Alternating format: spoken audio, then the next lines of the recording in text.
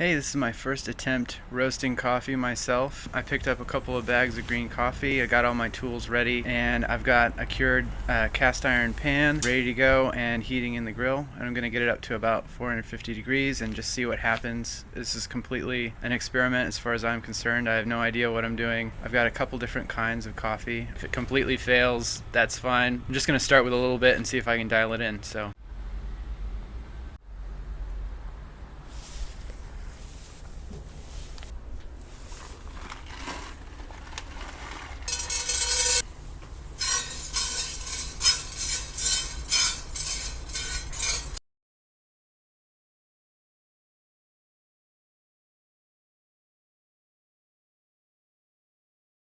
You can see the chaff is starting to separate now. It's only been a couple of minutes.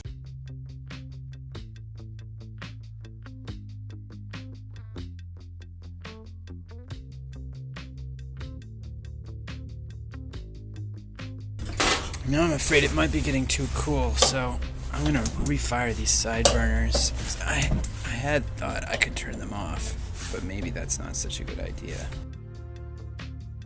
Nope, no cracking yet. Still very golden.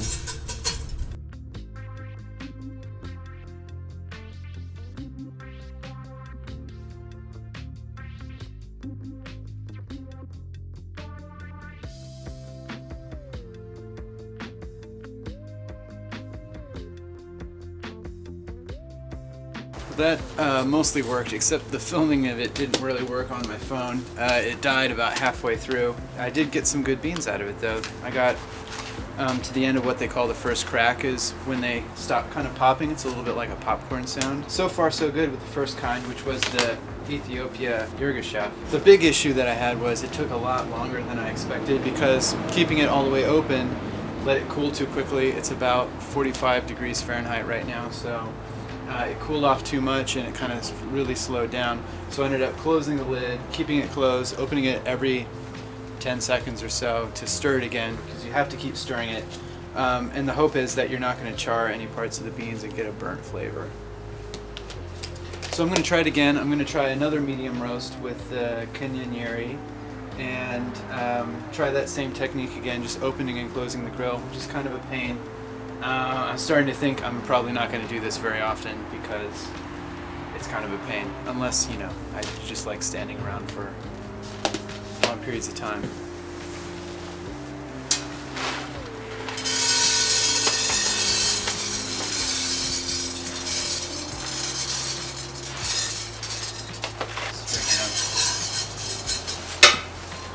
So we're going to give it a little bit longer at first, just to get back on the temperature, and then we're going to start stirring it again.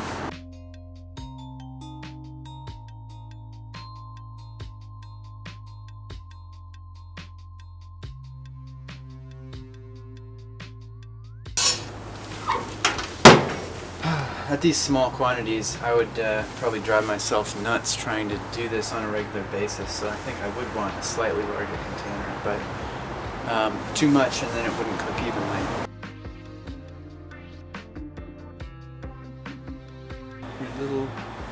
Little pops every several seconds at this point.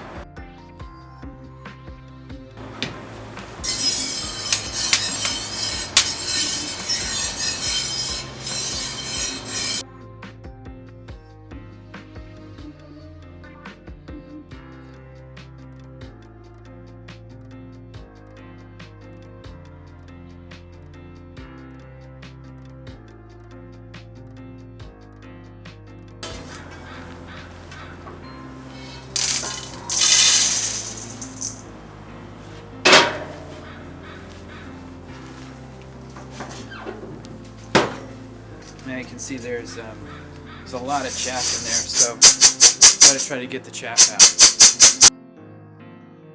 This is actually called winnowing, which is pretty cool, but also a pain in the ass.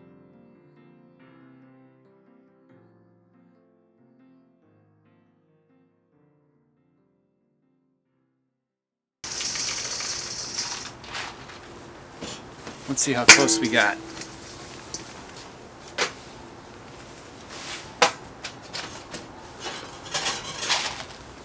Pretty good. So these Kenyan Yuri definitely, they looked about the same in the bag, but they definitely popped up quite a bit larger. They're almost double in size, whereas the Yirgacheffe stayed pretty small. I think that's all I'm going to do for today. It's kind of a pain in the ass, but also kind of fun. Yeah, maybe next time I'll try to do some dark roasts. Thanks for watching.